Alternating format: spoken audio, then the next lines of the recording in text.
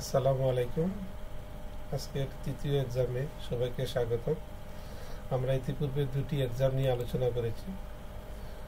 আপনাদের যারা আমাদের প্রথম এবং দ্বিতীয় এক্সাম দেখেন নাই, অনুরোধ থাকবে আপনারা প্রথম এবং দ্বিতীয় এক্সাম দেখার চেষ্টা করবেন। তৃতীয় এক্সামে আমাদের আজকের আলোচ্য বিষয় হচ্ছে বিজ্ঞান। আমরা বিজ্ঞান বিষয়ের উপর আজকের তৃতীয় এক্সাম নিয়ে আলোচনা করব। যারা আমাদের সাথে আজকে আছেন মনোযোগ সহকারে প্রথম থেকে শেষ পর্যন্ত দেখবেন আশা করি। আমরা এই এক্সামে মোট 30টি প্রশ্ন নিয়ে আলোচনা করব। যা 30টি প্রশ্নের মধ্যে আশা করি সবাই সবগুলা প্রশ্নই ভালোভাবে আয়ত্ত করার চেষ্টা করবে। প্রথম প্রশ্ন, ক্যান্সার রোগের কারণ। ক্যান্সার রোগের কারণ হইল কোষের অস্বাভাবিক বৃদ্ধি। 2, ক্যান্সার চিকিৎসায় কোনটি ব্যবহার করা হয়? কেমোথেরাপি। 3, সাপের বিষে কি থাকে? সাপের বিষে থাকে জিঙ্ক সালফাইড। বিষধর সাপে কামড়ালে কত স্থানে থাকে? পাশাপাশি দুটো দাঁতের দাগ। আঘাত লেগে ফুলে যাওয়ায় প্রাথমিক চিকিৎসা কোনটি? আঘাত লেগে ফুলে যাওয়ার প্রাথমিক চিকিৎসা হচ্ছে ঠান্ডা পানি ও বরফ দেওয়া। তড়িৎ বিশ্লেষণের সূত্র আবিষ্কার করেন প্যারাডে। যেসব অণুজীব রোগ সৃষ্টি করে তাদেরকে বলা হয় প্যাথোজেনিক। কোনটি চিকনগুনিয়া রোগের জীবাণু বহনকারী মশা? অ্যাডিস। সংক্রামক ব্যাধি কোনটি? সংক্রামক ব্যাধি হচ্ছে যক্ষা। নিম্নের কোনটি কলেরা, টাইফয়েড এবং যক্ষা রোগ সৃষ্টি করে? ব্যাকটেরিয়া। নিচের কোনটি যকৃতের রোগ? যকৃতের রোগ হচ্ছে জন্ডিস।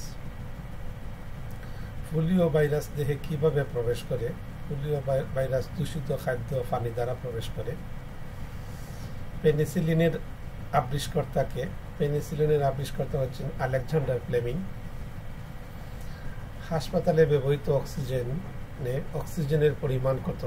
অক্সিজেনের পরিমাণ 93%। ভ্যাকসিনের কাজ কোনটি?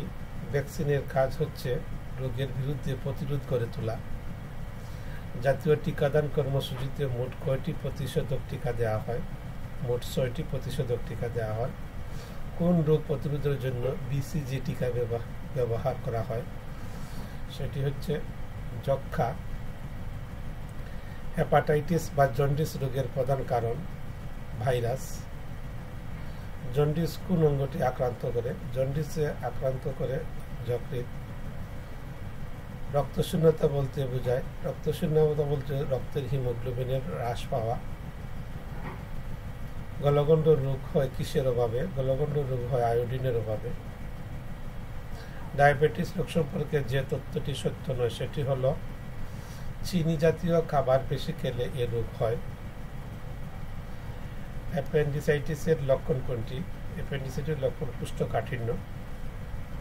ম্যালেরিয়ার জীবাণু বহনকারী মশার নাম কি? ম্যালেরিয়ার জীবাণু বহনকারী মশার নাম অ্যানোফিলিস। ডেঙ্গু জ্বরের বাহক কোন মশা? ডেঙ্গু জ্বরের বাহক এডিস মশা। পানিবাহিত রোগ কোনটি? পানিবাহিত রোগ টাইফয়েড। খাবার স্যালাইন বানানোর পর কতক্ষণ পর্যন্ত খাওয়ানো যাবে? সেটা 12 ঘন্টা পর্যন্ত খাওয়ানো যাবে। পৃথিবীর গড় ব্যাসার্ধ হচ্ছে 6371 কিলোমিটার। পৃথিবীর ব্যাসার্ধ হল 6734 কিলোমিটার।